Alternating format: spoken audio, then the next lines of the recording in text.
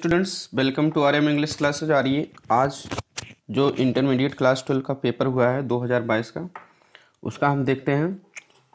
Answer जो है आप लोग किए हो तो मिला लीजिए, जो नहीं किए हो बारह में नहीं गए हो वो लोग देख लीजिए ताकि ऐसे क्वेश्चन से परिचित हो जाओ। बाकी और भी जो तैयारी कर रहे हैं इंग्लिश के ग्रामर पोर्शन मजबूत करने के लिए आप इस पेपर को ज़रूर देख सकते हो। तो बहुत इंपॉर्टेंट है, इसमें पूरा ग्रामर पोर्शन हम कवर कराएंगे। बाकी लिटरेचर से हैं कुछ क्वेश्चन, वो किताब से आप किए होंगे उसको भी जान सकते हैं। देखिए 316 डबल ई इस सेट का ये पेपर है। देखते हैं, नया सिलेबस के आधार पर आया है। 15 मिनट पढ़ने के लिए देते, सभी क्वेश्चन कंपल्सरी थे, मार्क्स सबके सामने दिए गए हैं। क्वेश्चन देखिए रीडिंग सेक्शन से है, एंशिएंट पैसेज से रिलेटेड था, तो इसको भी मैं पढ़ के बता दे रहा हूँ। इसका आंसर क्या होगा, मेन केवल आंसर बता रहे हैं। देखिए पहला question, when is the real man discovered. Real man कब डिस्कवर्ड किया जाता है, खोजा जाता है। तो इसके बाद इसको पैसेज पे आधारित आंसर देना था। तो देखिए जब इसको पैसेज पढ़ेंगे तो शुरुआत में ही इसका आंसर है। तो ए रियल मैन इज, देखिए it is only under adverse circumstances that the real man is discovered, यहीं से इसका आंसर मिलना था। आप अपने हिसाब से सेम टू सेम तो लिख ही सकते हैं, लेकिन बेटर आंसर अपने हिसाब से देना चाहिए। तो थोड़ा सा वाक्य बना के द रियल मैन, यहाँ से बनाना the real man is discovered, real man discovered किया जाता है। अब उसके बाद यहाँ से आपको आंसर लेना था ओनली अंडर एडवर्स सर्कमस्टेंसेस, यही इतना आपको लिख देना था, आपको 3 नंबर पक्का हो जाएगा। देखिए यही इसका मेन आंसर है। कब डिस्कवर्ड किया जाता है, केवल जो है एडवर्स सर्कमस्टेंस, मतलब प्रतिकूल परिस्थितियों के तहत ही केवल जो है रियल मैन को क्या किया खोजा जाता है, पाया जाता है। जो प्रतिकूल परिस्थितियों में साथ दे वही रियल मैन होता है। दूसरा है what kind of man proves his worth even in adversity. यहाँ तक कि एडवर्सिटी माने विपत्ति होता, मुसीबत होता, मुसीबत में भी अपनी कीमत को किस प्रकार का व्यक्ति जो है सिद्ध करता है। तो इसका आंसर आपको देना था। तो यहाँ देखिए पढ़ते चले जाएंगे, इसका आंसर यहाँ आपको मिलेगा, यहाँ पढ़ते चले जाएंगे आप। A man of character of noble intentions of strong and sturdy physics and virtue of selfless service to others proves his worth even in times of adversity, यही इसका आंसर है। एडवर्सिटी तक आपको जो करना क्या है, यहाँ जो है प्रश्न के रिगार्डिंग आपको बनाना है व्हाट काइंड ऑफ मैन, किस प्रकार का व्यक्ति। तो किस प्रकार का व्यक्ति, वहाँ उसके जगह आपको लिखना है ए मैन ऑफ करेक्टर। ठीक है, यहाँ से आपको आंसर लिखते चले जाना था, ए मैन ऑफ करेक्टर से लेके पूरा। ठीक है, चरित्रवान व्यक्ति, नोबल इंटेंशंस, श्रेष्ठ इरादों वाला, of strong and study physics. ठीक है, शक्तिशाली, ठीक है, स्टडी मतलब हट्टा कट्टा, फिजिक्स मैंने शरीर वाला, बॉडी वाला, एंड वर्च्यू ऑफ सेल्फलेस, ठीक है, सर्विस निस्वार्थ सेवा के गुणों को रखने वाला, टू अदर्स दूसरों के लिए। ये इतना लिखना था। उसके बाद आपको प्रश्न में से क्या करना था, अदर्स तक, एक मैन ऑफ करेक्टर से लेके अदर्स तक लिख के, उसके बाद प्रूव्स हिज वर्थ इवन इन प्रॉस्पेरिटी, यहाँ से आपको इतना जोड़ देना था। ठीक है, इसका आपका सटीक आंसर यही है। बाकी आप इसको भी लिख दिए होंगे वाक्य तो आपको मिल ही जाएगा, लेकिन एकदम सटीक आंसर इस तरह से लिखना चाहिए ताकि 3 के तीनों मिले, नहीं तो 1 नंबर आपको कट सकता है। ही फेसेस द, इसके बाद सॉरी ये तो है, पढ़ना नहीं है, केवल हम डायरेक्टली आंसर बता दें, क्योंकि पढ़कर भी आप समझ सकते हैं, डायरेक्ट क्वेश्चन पढ़कर भी खोज सकते हैं। Who can conquer his mission, कौन अपने मिशन को कॉन्कर में से जीत सकता है। तो चलिए देखते हैं, पैसेज पढ़ेंगे कौन जीत सकता है अपने मिशन को। तो इसमें दिया गया है if he has a will to do a thing nothing can stand in his way, he can conquer all obstacles to achieve his mission, यही इसका आंसर है। इफ से लेके मिशन तक इसका आंसर देना था। ठीक है, इफ़ ही हैज़, ठीक है, यदि उसके पास है, उसके पास मतलब जो यही बताया गया है, जितनी बातें बताई गई हैं इसमें इफ़ ही हैज़ से आपका आंसर है। यहाँ से आपको जो ही की जगह आपको बेटर होगा, ही किसके लिए आया, ए मैन, किसी व्यक्ति के लिए। तो इसलिए ए मैन ऑफ करेक्टर से नहीं पूरा लिखे हो, उसी के लिए आया है। तो आप सिंपली केवल ए मैन कर दीजिए प्रोनाउन, तो और बेटर हो जाएगा आपका answer. If a man has, यदि व्यक्ति जो है रखता है विल, इच्छा, to do a thing nothing, मतलब कोई भी चीज़ करने के लिए, nothing can stand in his way, जो इसके मार्ग में, ठीक है, कुछ कोई भी बाधा नहीं बन के आज खड़ी हो सकती है। तो इसका आपको वे तक लिख देना है। इफ़ ही की जगह ए मैन से लेकर वे तक लिख देना था। उसके बाद जो प्रश्न में से आपको क्या करना है, काम करके जोड़ देना है। तो ही कैन, हुक मतलब जगह लिख देना ही कैन, ठीक है, कॉन्कर हिज मिशन। क्लियर। या फिर आप इसको ऐसे भी लिख सकते हो, a man can conquer his mission, ठीक है, हुक जगह a man can conquer his mission, इसको भी लिख सकते हो। उसके बाद जो है इफ़ से जोड़ देंगे, इफ़ ही से लेके पूरा स्टैंड इन हिज वे, इस तरह से भी लिख सकते हो। क्लियर। तो चलिए अगला क्वेश्चन देख लेते हैं। Explain in your own words the underline portion in the passage. Passage में अंडरलाइन पोर्शन को जो है क्या करना है, अपने शब्द में व्याख्या करना। तो अंडरलाइन पोर्शन कहाँ है? The inner man wakes up. ठीक है, इनर मैन वेक्स अप, इसका मतलब को आपको बताना, व्याख्या करना है, सिनोनिम्स लिखना है, अपने भाषा में बना के लिखना है। तो अंदर का व्यक्ति जागता है, तो अंदर का व्यक्ति का मतलब क्या? अब आप उसको पढ़ेंगे तो, बट इन यूनिवर्सिटी, लेकिन परेशानी में भी देखिए यहाँ दिया गया, in days of prosperity and pleasure, संपन्नता और सुख के दिनों में वी स्लीप एंड एंजॉय, सो जाते हैं और आनंद लेते हैं, and know not what we are, हम जान नहीं पाते हैं क्या हम हैं। बट इन एडवर्सिटी, लेकिन कठिनाई में, the inner man wakes up. ठीक है, इनर मैन वेक्स अप, जाग जाता है, and we come to know, और हम जान जाते हैं, और रियल स्ट्रेंथ एंड वीकनेस, और अपने वास्तविक शक्ति और कमजोरी को जान लेते हैं। तो यहाँ अंदर का व्यक्ति जागता है, इसका मतलब क्या? ये एक आपका इडियमेटिक फ्रेज है। ठीक है, फ्रेज है पूरा। तो इनर मैन का मतलब होता है a mind soul or mind. ठीक है, अंदर का व्यक्ति मतलब क्या? अंदर का व्यक्ति मतलब व्यक्ति के अंदर की जो आत्मा होती है, जो उसका माइंड होता है, दिमाग होता है, वो जागता है। ठीक है, वेक्स अप में जागता है मतलब वो काम करने लगता है, उत्तेजित हो जाता है, सचेत अवस्था में आ जाता है। तो हो जाएगा इनर मैन वेक्स अप का आप लिख देंगे। तो व्याख्या जो है, inner man wakes up means a man's soul or mind. Inner man का मतलब आपको क्या लिखना है? ए माइंस, ठीक है, यानी किसी, ए माइंड मतलब किसी भी व्यक्ति के सोल, SOUL, आर माइंड। ठीक है, a man's soul or minds. ठीक है, वेक्स अप लिखेंगे। ठीक है, a man's soul or minds wakes up, इतना आपको लिख देना है। ठीक है, वेक्स अप एंड, और थोड़ा लिखना चाहो तो एंड सजेस्ट रियल थिंग्स। ठीक है, तो इस तरह से आपका इनर माइंड वेक्स अप का मतलब हो गया। इनर माइंड का मतलब man's, a man's soul or mind, उसके बाद वेक्स अप लिख दीजिए। ठीक है, सजेस्ट रियल थिंग्स। ठीक है, टू डू। अब आगे देखते हैं। अब इतना ही लिखे होंगे। इनर माइंड, इनर मतलब सोल होता है, इनर सोल माने अंतरात्मा, तो इससे भी पकड़ लिए होंगे। A man's soul or inner soul, spirit और माइंड आर ब्रेन, कुछ भी लिख दिए होंगे तो आपका सही मान लिया जाएगा, नंबर मिल जाएगा। चलिए आगे।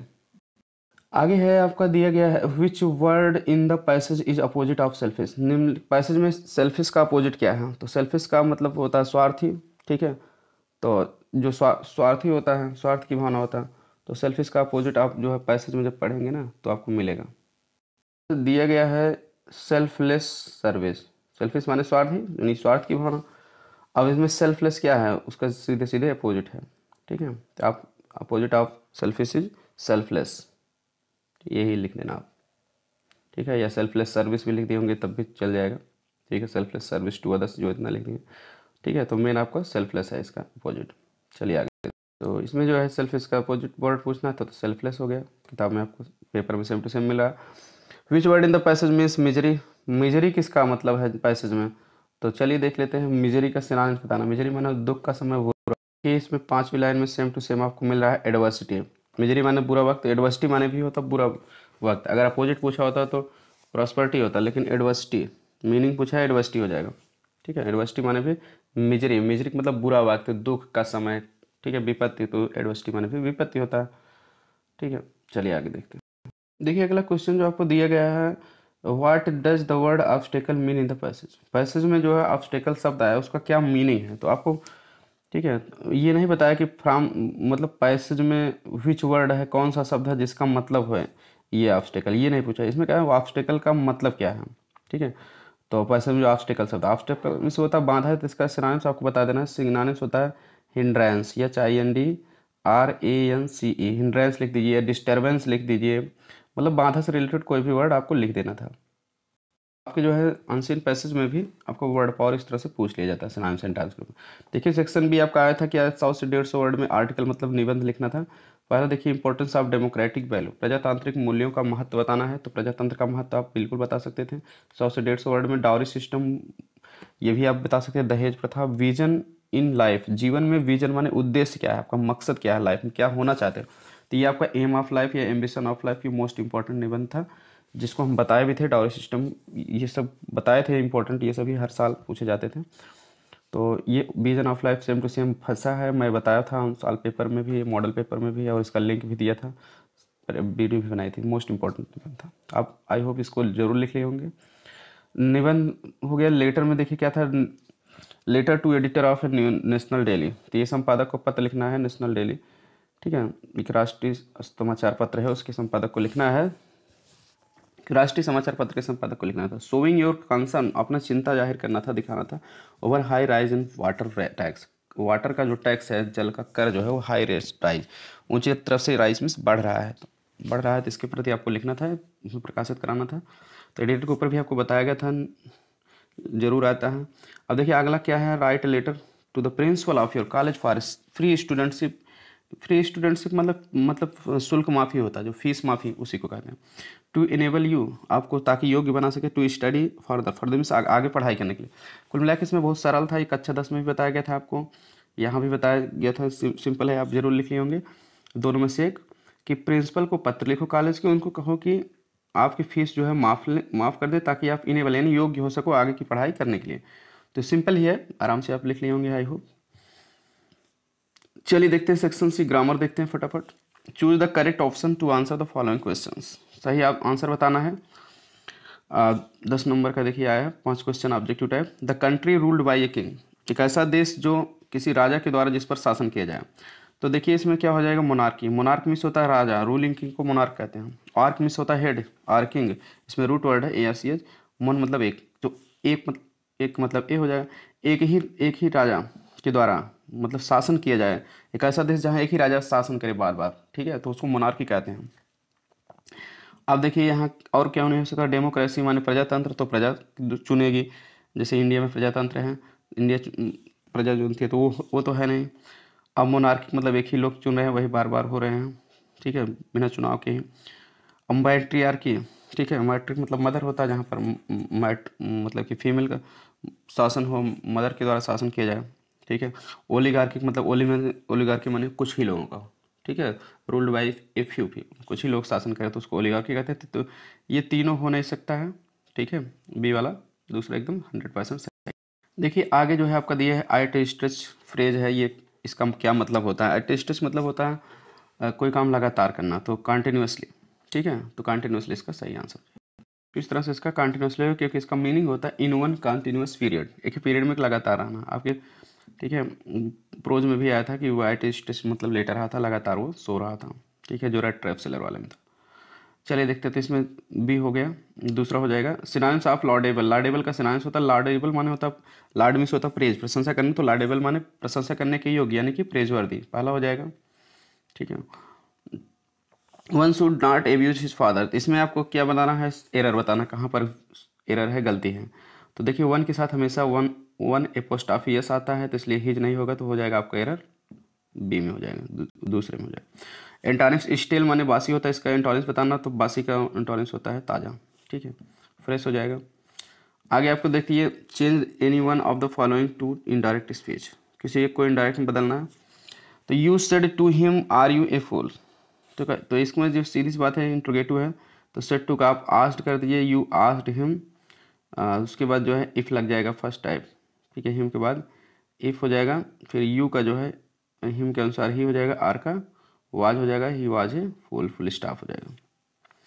आगे the teacher said to me go away at once, तो अध्यापक ने उससे कहा तुरंत बाहर जाओ, गो अवे माने चले जाओ, तुरंत चले जाओ, तो ऑर्डर दे रहे हैं, तो the teacher ordered me, to से जोड़ दीजिए, to go away at once full stop. देखिए अगला आपका है change any one of the following as directed, तो ये जैसे कहा गया वैसे बताओ। Sheela must work hard to succeed, compound sentence बनाना, शीला को सफल होने के लिए कठिन परिश्रम करना चाहिए। अब देखिए इसको दो तरीके से बना सकते हो, तो शीला मस्ट वर्क हार्ड, ठीक है, उसके बाद आपको कंपाउंड का कंजक्शन लगाना होगा, तो कंपाउंड का कंजक्शन एक फार होता है, ठीक है, तो कारण बाद में बताया जाता, तो फार, उसके बाद जो है ये टू सक्सीड, ये शार्ट किया गया, शार्ट नहीं करना, आपको पूरा फुल लिखना है।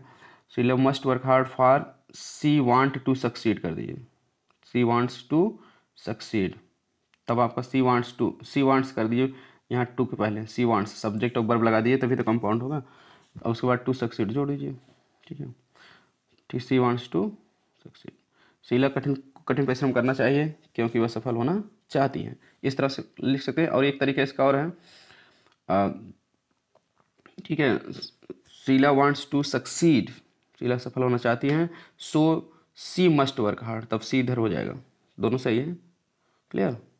शीला कठिन परिश्रम करना चाहती है इसीलिए उसे कठिन परिश्रम, शीला सफल होना चाहती है, शीला वांट्स टू सक्सीड, इसे भी कह सकते हैं शीला वांट्स टू सक्सीड, ठीक है।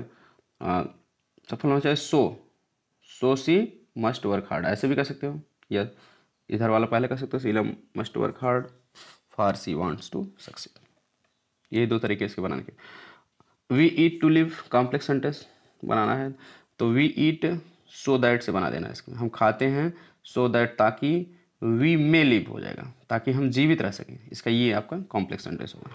हम खाने के लिए, जीवित रहने के लिए खाते हैं, मतलब हम खाते हैं ताकि हम जीवित रह सकें, so that we may live, इस तरह से बनेगा ये। तो ये एक ही बनाना था, फिलहाल मैं दोनों आंसर बता दिया हूँ, आप जो भी बनाए हैं उसको जान लीजिए।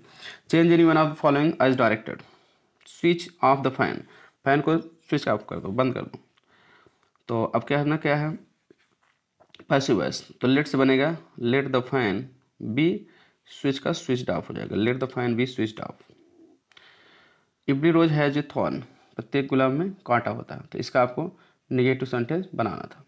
देखिए अगला क्वेश्चन जो पूछा है कि आपका negative sentence, every rose has a thorn, प्रत्येक गुलाब में कांटा होता है, प्रत्येक गुलाब के पास, तो इसको आप बना सकते हैं।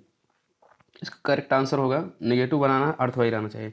आप इसको कर देंगे देयर इज नो रोज, ऐसा कोई गुलाब नहीं होता है, बट हैज ए थॉर्न हो जाएगा, बट हैज ए थॉर्न, ठीक है, THORN। बट माने होता है जो नहीं, एडजेक्टिव क्लास में बट का मतलब जो नहीं होता है, या जिसके पास नहीं, हैज ए थॉर्न कांटा होता है, ऐसा कोई गुलाब नहीं जिसके पास कांटा नहीं होता, कहने मतलब प्रत्येक गुलाब के पास कांटा होता है, ठीक है, ये प्रत्येक गुलाब में कांटा होता है। इसका एक तरीके से और अगर आप बनाए हो तब भी सही हो जाएगा, there is no rose without a thorn, ऐसा कोई गुलाब बिना कांटा के कोई गुलाब नहीं होता, there is no rose without a thorn, अगर ऐसा लिखें आप, there is no rose without a thorn, तब भी आपका सही है। और एक तरीके से अगर आप और लिखें तब भी आपका एग्जामिनर सही मान सकता है कि every rose is not without a thorn, प्रत्येक गुलाब बिना कांटा के नहीं होता। तो ये इसके करने के तरीके हैं, ठीक है। चलिए आगे देखते हैं, लेकिन ज़्यादा बेटर जो है बताया जो there is no rose but has a thorn, वो है, या every rose is without, there is no rose without a thorn, ये बेटर है। बाकी आपका अगर लिखे होंगे every rose is not without a thorn, तभी आपका एग्जामिनर नंबर दे देगा, क्योंकि ऐसे सेंटेंसेज आपको बुक्स में मिलते हैं। Correct any of the following sentences, किसी को करेक्ट करना है तो इसमें देखिए क्या है, 5 शीप्स, शीप में यस जुड़ता नहीं, चाहे एक वचन हो चाहे बहुवचन, वैसे ही रहेगा, तो यस हटा दीजिए, आर सही है, बिल्कुल कोई दिक्कत नहीं है। ही स्पेक्टिकल्स इज न्यू, इज नहीं रहेगा, यहाँ आर रहेगा, क्योंकि स्पेक्टिकल्स जो है ये पहनने के यंत्र है, तो ये बहुवचन में हमेशा यूज किया जाता है, स्पेक्टिकल्स, टोंग्स, ये सब चीज़ें, सीजर्स। अब देखिए पेयर बताना है, बॉर्न मिस होता है जन्म लेना, बोर्न मिस होता है सहन करना, तो ये दोनों के ऊपर आपको एक वाक्य बना सकते हैं, ठीक है। ही वॉज बॉर्न ऑन 2 जुलाई, कुछ भी कह सकते हैं, कोई भी डेट, बॉर्न मतलब ही बॉर्न, ठीक है, मेरी डिफ़िकल्टी, ठीक है। आगे देखिए, चेक माने होता है, चेक माने चेक रोकना या जांच करना, चेक मिस बैंक का चेक, ठीक है। He checked me from going there, वह मुझे वहाँ जाने से रोका, कुछ भी कह सकते हो, चेक माने चेक, ही गेव मी एक चेक, ठीक है। इन कैश, वह कैश के बदले मुझे, in place of cash, cash के बदले मुझे चेक दिया, इस तरह से कोई भी सेंटेंस आप बना सकते हो। He gave money by cheque, ऐसे भी कर सकते हो। अब देखिए ट्रांसलेशन यहाँ आया है, ट्रांसलेशन भी हम देख लेते हैं।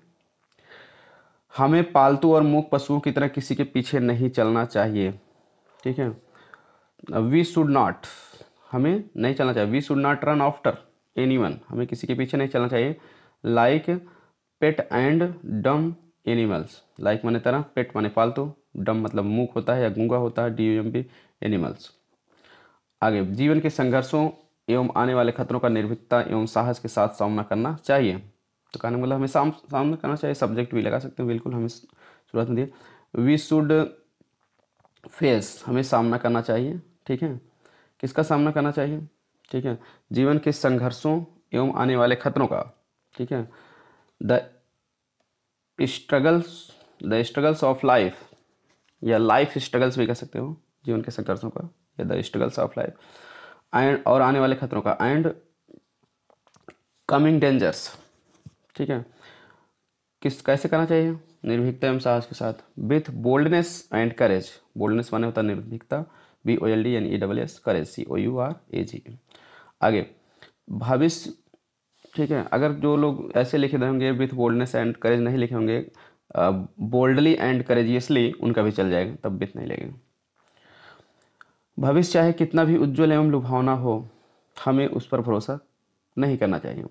तो कितना भी मतलब हाउएवर लगेगा, हाउएवर ब्राइट, उज्जवल मतलब, एंड प्लीजेंट माने लुभावना, ब्राइट एंड प्लीजेंट, या टेम्पटिंग भी जो लिखे हैं उनको भी मतलब लुभावना होता है, ठीक है। ब्राइट की जगह शाइनिंग माने भी होता है उज्जवल, ऐसी बात नहीं है। तो हाउएवर ब्राइट एंड प्लीजेंट, ठीक है, या टेम्पटिंग, TEMPTING, या PLEASNT, द फ्यूचर में भी, भविष्य हो, ठीक है। However bright and tempting the future में बी, इसका मतलब होगा हाउएवर माने चाहे जितना भी क्यों ना हो, इसका मतलब होता है हमें उस पर भरोसा नहीं करना चाहिए। वी शुड नॉट, ठीक है, बिलीव इन इट, हमें उस पर भरोसा नहीं करना चाहिए। बिलीव के साथ ही नहीं लगता है, ट्रस्ट इन इट भी कह सकते हो पर की अंग्रेजी, ठीक है।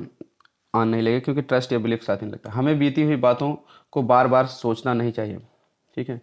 तो फिलहाल इन ही लगता है, लेकिन आन भी लिख दीजिएगा तो कोई दिक्कत नहीं, नंबर आपको मिल ही जाएगा, सिंटैक्स का रूल है, ठीक है। तो फिर बेटर होगा, फिलहाल आन भी लिख दिए तो टेंशन न लीजिए, नंबर मिल सकता है आपको। हमें बीती हुई बातों को बार बार नहीं सोचना चाहिए।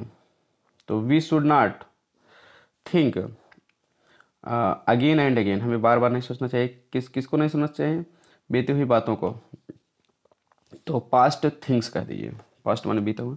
We should not think past things again and again, इस तरह से आप लिख दीजिए। बस अपने कर्तव्यों के प्रति सचेत रहना चाहिए, ठीक है।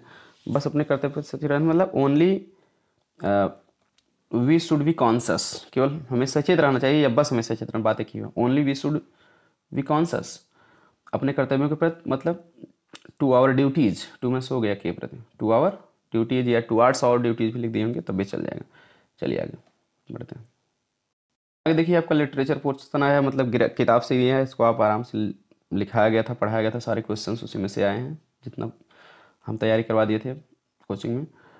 अब देखिए और बताए थे इम्पोर्टेंट, सब उसी में से आए हैं।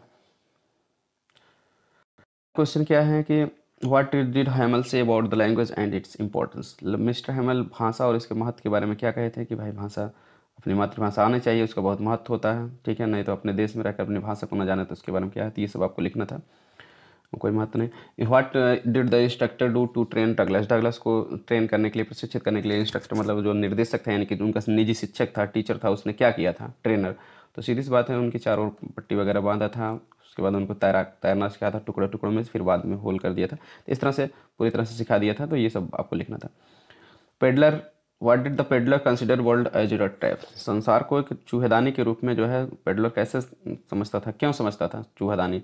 तो सीधी सी बात है, संसार को एक चूहेदानी समझता था, जिसमें मतलब कि ये पैसा जो है एक चारा है, जिसमें मनुष्य जो है फंस जाता है पैसे के चक्कर में। ये सब उसका जो है दौर फिलासफी थे, तो ये सब आपको लिखना था। सब आई होप आप लिख लिए होंगे बहुत अच्छे से। व्हाट डिड साहब ज्वाइन, वाई डिड साहब join the job eight milk booth. Milk booth मतलब दूध के केंद्र पर, दूध की दुकान पर वो क्यों साहब जो है नौकरी को ज्वाइन किया था। ये सब कुछ आप पढ़ा है, दो में से एक ही करना है। आई होप आप इसको कर लिए होंगे आसानी से। फिर भी कोई क्वेश्चन आपको नहीं समझ में आता था, आप पूछ सकते हैं। Any one of the following question about 80 words. Long question 80 word में लिखना था। देखिए शार्ट जो है आपको 40 वर्ड में लिखना था, लगभग 40 वर्ड में। और इसमें what did the announcement of the last lesson affect France. France को जो है अंतिम पार्ट की जो है अनाउंसमेंट जो घोषणा थी वो कैसे प्रभावित किया, तो ये सब भी आपको पढ़ा, ठीक है, बताया गया था कि लास्ट में उसको पढ़ने का पूरा इंटरेस्ट हो गया था, लगाव बढ़ गया था। आगे देखते हैं। What happened with the stranger at the iron masters house. ठीक है, लोग व्यापारी थे, उसके घर पर जो है अजनबी के साथ क्या हुआ था। How was he treated by एडला Wilkinson. उसकी पुत्री एडला विल्किंसन के द्वारा उसके साथ कैसा व्यवहार किया गया था, ये सब आप जानते होंगे क्या क्या हुआ था। तो उसको समझ लिया था, कैप्टन फिर रहा था, और उसकी पुत्री के द्वारा उसके साथ तो बहुत ही अच्छा व्यवहार किया गया था। तो ठीक है, मर्सी दिखाई गई थी, कॉर्डनेस दिखाया गया था। इस तरह से ये सब कुछ बात आपको स्टोरी लिख देना था, जो भी बताया गया था, सब क्वेश्चन आपको कराए गए थे। अगला है देखिए स्टैट, मैंने सारांश को केयरफुली पढ़ना है और उसके बाद उस उत्तर देना है। देखिए इसमें 4 लाइन है। आंट जेनिफर टाइगर्स से लिए गया है। फ्रांस क्रॉस स्ट्रेन, इसका मतलब जेनिफर के टाइगर जो है पर्दे पर जो है एक ओर से दूसरी ओर तक एक स्प्रैंग कर रहे हैं, मतलब प्रॉन्स कर रहे हैं, उछल रहे हैं। Bright topaz denizens of a world of green, ठीक है, हरे भरे जो है संसार के जो है वो चमकीले पुखराज हरे भरे संसार के निवासी है, मतलब वो टाइगर जो है जंगल का निवासी, इसका मीन अर्थ है। They do not fear the women beneath the tree, वे पेड़ के नीचे रहने वाले लोगों के से डरते नहीं हैं जो टाइगर बने हैं उनके आंट जेनिफर के, ठीक है, पर्दे पर। They pace in sleek chivalric certainty, ठीक है, वे निश्चित रूप से बहादुरी निश्चितता के साथ, बहादुरीपूर्ण निश्चितता के साथ जो है घात लगाए हुए इधर उधर कूदते रहते हैं, जाते रहते हैं। इसका देखिए आपको आंसर देना था। पहला क्वेश्चन इसमें देख लेते हैं क्या क्या आया। What is the title of the poem from which the above extract has been taken, जिससे ये अवतरण लिया गया उसका टाइटल क्या है, शीर्षक क्या है, नाम है क्या है पार्ट का। Who is the composer of the poem, कविता को लिखा कौन, ये जरूर बताए थे कि आप पार्ट पोएम का नाम, उसके कवि का नाम जरूर याद कर लेना। तो इसमें आपको करना क्या है, नेम ऑफ द पोएम आपको लिख देना आंट जेनिफर टाइगर्स। शुरू आपको इसी में मिल जाएगा लाइन में ही, आंट जेनिफर टाइगर, तो वही लिख देना था।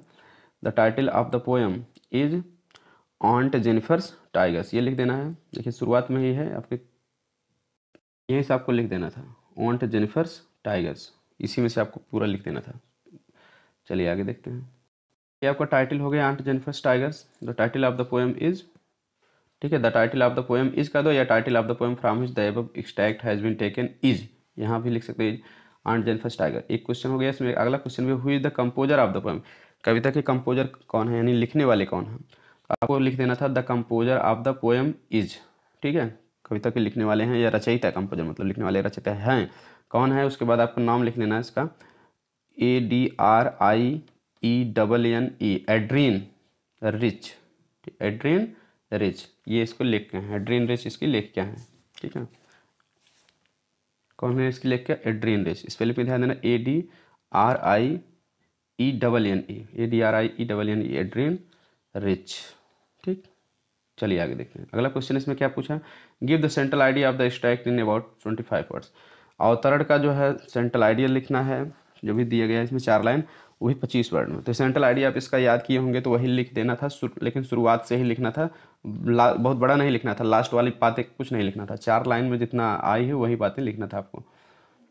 इसमें सेंट्रल आइडिया में क्या करना है कि मतलब कि ये एड्रियन रिच द्वारा लिखे गए ऑन्ट जेनिफर टाइगर्स, आपको बता देना था कि एड्रियन रिच ने लिखा है। उसके बाद इसमें क्या क्या चारों लाइन में जो भी है अर्थ बताया गया आपको हिंदी में, उसको आप इंग्लिश में ट्रांसलेट करके लिख देना था बस, ठीक है, अपने स्टाइल में, प्रोज स्टाइल में आपको लिख देना था। अगर आप लिखेंगे पूरा नंबर पा जाएंगे, ठीक है। चारों लाइन के बारे में प्रोज स्टाइल में आपको बना के सेंटेंस लिखना था।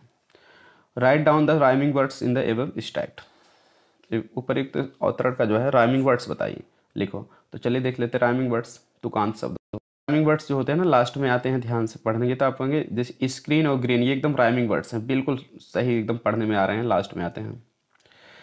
तो आपको लिखना द राइमिंग वर्ड्स और स्क्रीन एंड ग्रीन, ऐसे लिख देना था। ट्री और सर्टेनिटी ये उतना बेटर नहीं बैठ रहा है, ठीक है, इसलिए ग्रीन एंड, ठीक है, ग्रीन, स्क्रीन और ग्रीन एकदम 100% है। फिलहाल आप इसको भी बता दिए होंगे तो चल जाएगा, कोई बात नहीं है। तो screen and green, tree and certainty, लेकिन एकदम एग्जैक्ट आपका स्क्रीन एंड ग्रीन यही एक ही बताना था, फालतू नहीं बताना था। तो आपको लिख रहा है राइमिंग वर्ड्स और ग्रीन, स्क्रीन एंड ग्रीन। उसके बाद जो है देखिए आपका है, तो राइमिंग वर्ड्स हो गया, राइमिंग वर्ड्स और ग्रीन एंड स्क्रीन हो गया, स्क्रीन एंड ग्रीन। आगे है आपको सेंट्रल आइडिया बताना था, a thing of beauty keep quite more than mothers, ये आपको बताया गया था, इंपॉर्टेंट एकदम 100%। थिंग ऑफ ब्यूटी बताया गया था, 100% आएगा तो आ भी गया है। मदर 66 भी बता दिया गया था, ये दो ही हम बताए थे, तो दो में से दोनों फंस गए हैं। कीपिंग क्वाइट भी बताए थे, और अगर याद करना तो सब फंस ही जाते हैं। ये सब मोस्ट इंपॉर्टेंट सेंट्रल आइडिया थी। आंसर द फॉलोइंग क्वेश्चंस, तो ये सेंट्रल आइडिया आपको लिखना है, एक ही लिखना था, 3 दिया है। अब अगला क्वेश्चन देखिए क्या आता है, 40 वर्ड में लिखना है आपको। How did the doctor Sadao operate the white man, ये क्वेश्चन है। What wonders did the author realise when he reached Antarctica, जब अंटार्कटिका पे था लेखक ने क्या अनुभव किया था। तो ये सब बहुत कुछ अनुभव किया था, सब आपको बताया गया था, और दोनों में से एक ही करना है। How did the king and save his throne, राजा अपने सिंहासन को कैसे बचाया था, जो टाइगर किंग था, राजा था, तो जान ही रहे कैसे बचाया था। उसके बाद जो है what did Sam write letter to Charlie, Charlie को जब पहुंच गया था 3rd लेवल पर तो उसने क्या लिखा था। तो एक ही करना है, तो आप इसको आई होप कर लिए, पहचाने आए हैं, बताए गए थे। Any one of the following question about 80 word, 80 word में लिखना है। तो पहला क्वेश्चन है who was the psychiatrist, psychiatrist कौन था, तो इसका दोस्त था, ठीक है। चार्ली का सैम जो साइकियाट्रिस्ट था इसको लिखना था सैम। और what did he say about the third level, वह थर्ड लेवल के बारे में क्या कहा था? तो साइकियाट्रिस्ट कहा था कि मैं भी आया हूँ यहाँ, बहुत अच्छी दुनिया है, आप भी आओ, अपनी पत्नी को भी लेकर आओ, ज़रूर पहुँचोगे। तो इस तरह से जो है ये सब बातें बताना था। How did doctor Sadao save the life of the American war prisoner, इसको कैसे बचाए थे अमेरिकन युद्ध में प्रिजनर कैसे को कैदी को कैसे बचाए थे। How did his wife Hana help him in that act, उस कार्य में जो है उसकी पत्नी हेना ने कैसे मदद की थी, ये सब आपको लिखना था। तो दो में से एक ही लिखना था। तो आई होप आप इसको लिख दिए होंगे, पेपर आपका अच्छा गया होगा। आप माँ सरस्वती से यही कामना करते हैं आप लोग अच्छे नंबर प्राप्त कर लें। और ऐसे ही यूजफुल वीडियो पाने के लिए चैनल को सब्सक्राइब करें। अभी आपको इसके बाद जो है डबल ई वाला है, ये ई जे वाला भी हम सॉल्व करेंगे। तो अब आप चाहे जिस ज़िले का पेपर हो, आप बिल्कुल आप उसको जो है बता देंगे कि हम आपका कौन सा पेपर था, बिल्कुल उसका सलूशन आपको मिल ही जाएगा। और आगे आप बीए करना चाहते हैं तो इंग्लिश से, तो उसके लिए भी चैनल सब्सक्राइब करके रखें, क्योंकि आगे आपको बीए की भी क्लासेज आपको मिल जाएंगी। आप चाहे जिस क्लास की इंग्लिश अगर आप पढ़ना है, चाहे जिस क्लास की वीडियो चाहते हैं, तो आप कमेंट करके बिल्कुल बताइए। उसके ऊपर वीडियो जैसे ही मुझे समय मिलता है अपलोड कर दूँगा। कि कॉलेज खुलेंगे फिर पढ़ाया जाएगा, तो फिर वीडियो आपको कंटिन्यू मिलेगी। अभी भी आपको कोई भी प्रॉब्लम हो तो कुछ ना कुछ वीडियो आपको मिलती रहेगी। तो वीडियो को ज़्यादा से ज़्यादा शेयर करें ताकि सभी विद्यार्थी मिलाकर अपना सही आंसर जान सकें, और जो क्लास 11th में है वो अपना आगे की तैयारी कर सकें पेपर को देखकर। तो मिलते हैं नेक्स्ट वीडियो में। Thanks for watching video.